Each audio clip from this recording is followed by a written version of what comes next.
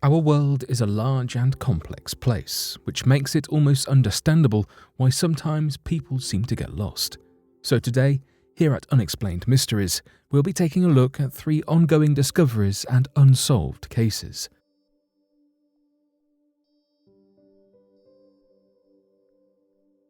Why elephants are passing away. For decades, we have known some species of elephants, particularly Asian elephants, have been endangered, nearing extinction, often hunted and poached for their tusks, in order to gain ivory for decor or medicinal purposes. But 2020 has seen an awful phenomenon in elephants rapidly passing away, where poaching and us humans now pose less of a threat to these creatures than a currently unknown cause of death. The last death count from this nameless killer is 350. Although estimates suggest the reality is a much higher figure. May and June saw what is being dubbed a conservation disaster, in which elephants began mysteriously passing away. Regardless of their age, gender, and prior health, all elephants appeared to be equally affected. Are there connections between the passing of these elephants?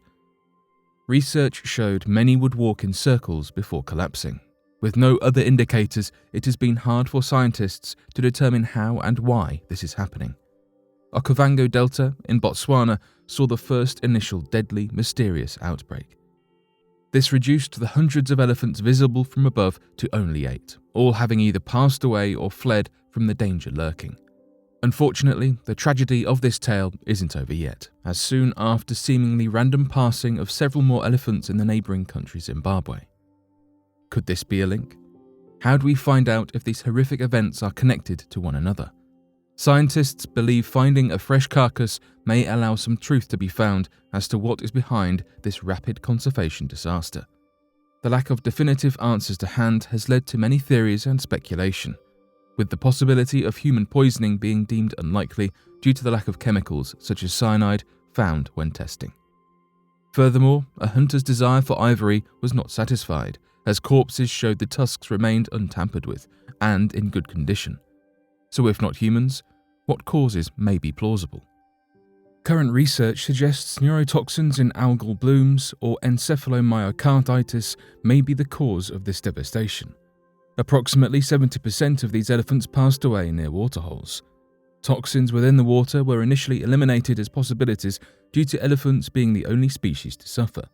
But further research may have discovered elephants are simply more vulnerable to these toxins due to the large time they spend within the water, the sheer volume of water they consume within the day, and the quantity of olfactory receptors within their trunks. This combination means elephants are likely to have had much greater exposure to the toxins than other animal species potentially drinking the same water, therefore making them more susceptible to falling ill if this is indeed a waterborne illness. This possible explanation is supported by Professor Christine Godson from the University of Liverpool, who has an experienced background in studying the toxicology of chemical warfare. Her research states a possible passing of these creatures could be a recently found bacterial toxin called BMAA, or beta-methylamino-L-alanin, which is produced by algae. Beached whales and dolphins who have tested positive for this toxin had also shown symptoms of disorientation. Could the mysterious act of walking in circles before they passed away be an indicator of the lost and bewildered behaviour symptomatic of the BMAA toxin?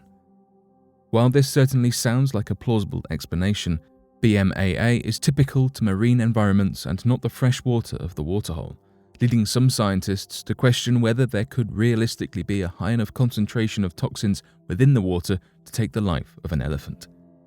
The second factor prominent as a possible explanation is a rodent virus. Many animals, when ill, will instinctively search for water. So many corpses close to water does not necessarily mean that the waterhole was a source of a poison or the cause of death.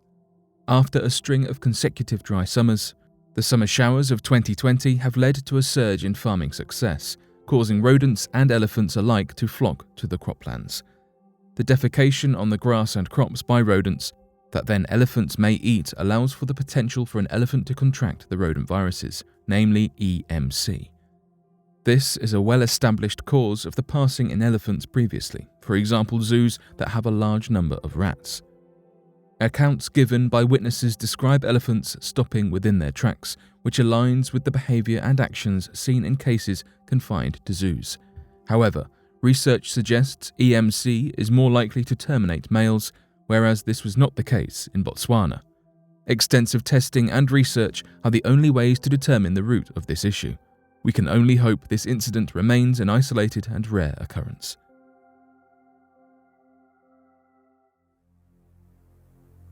Bill and Dorothy Wacker. Bill and Dorothy lived a seemingly quiet life in a small town, Massillon in Stark County, Ohio, for 48 years, until one day everything changed. They returned home to discover that their home had been turned upside down. Although their belongings were strewn about their house, strangely it seemed that nothing had actually been taken from the house.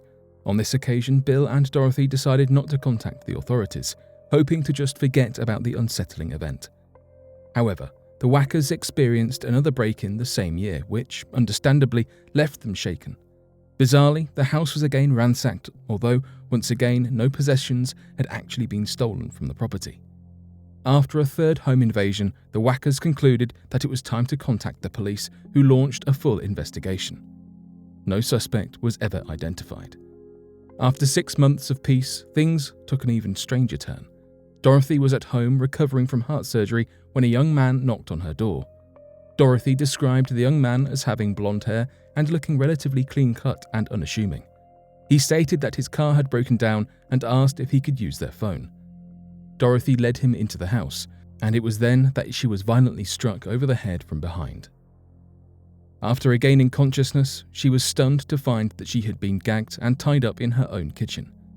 Despite the vicious attack, Dorothy was not badly hurt and was able to give a detailed description to the police, who, once again, were unable to track down the suspect. Unlike the previous break-ins, it was discovered that this time goods had been stolen from the house. However, the stolen goods were not necessarily high-value items, but were apparently of a random, eclectic nature. Items taken included a .22 caliber revolver, an antique watch, a video camera, and a radio scanner. Also, the strange message, "Cheaper but will do," was found scrawled on the wall with a child's crayon.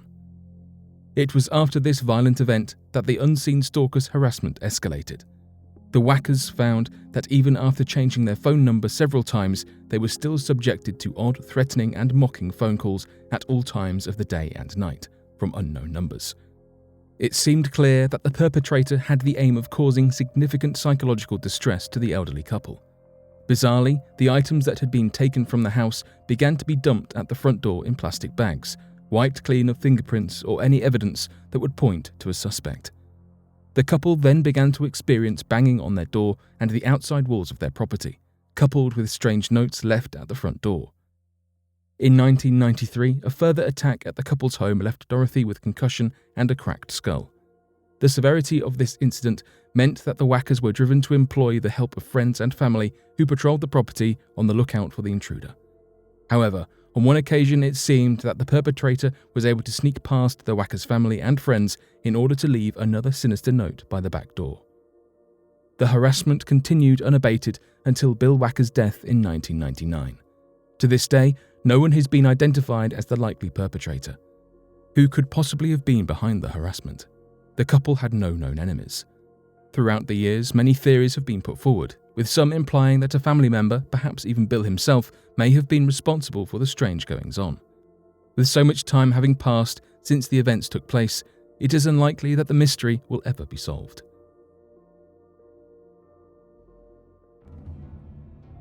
Helicopter hieroglyphics.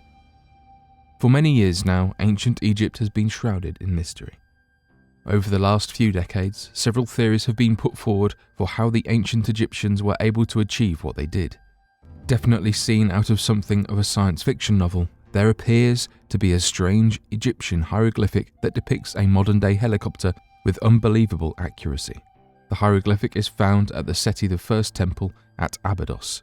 Abydos was believed to be an important cult site at which pharaohs treated it as a royal necropolis, in which the early rulers were entombed, and is seen as one of the oldest cities in ancient Egypt.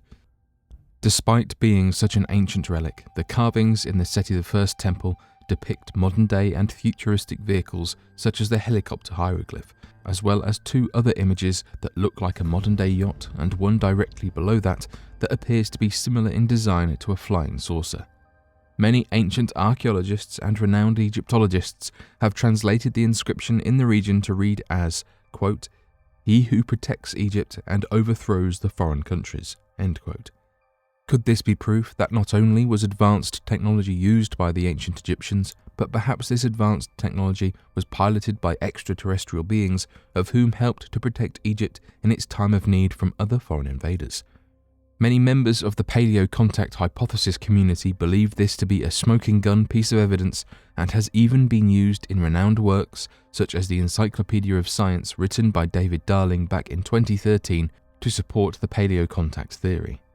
Given the detail of these vehicles on such an old and legitimate piece of ancient Egyptian work, there could be many more secrets to be uncovered at the ancient city of Abydos. However, due to construction efforts, many artifacts have been lost and a massive percentage of the city is underground and never to be recovered due to new construction over the region.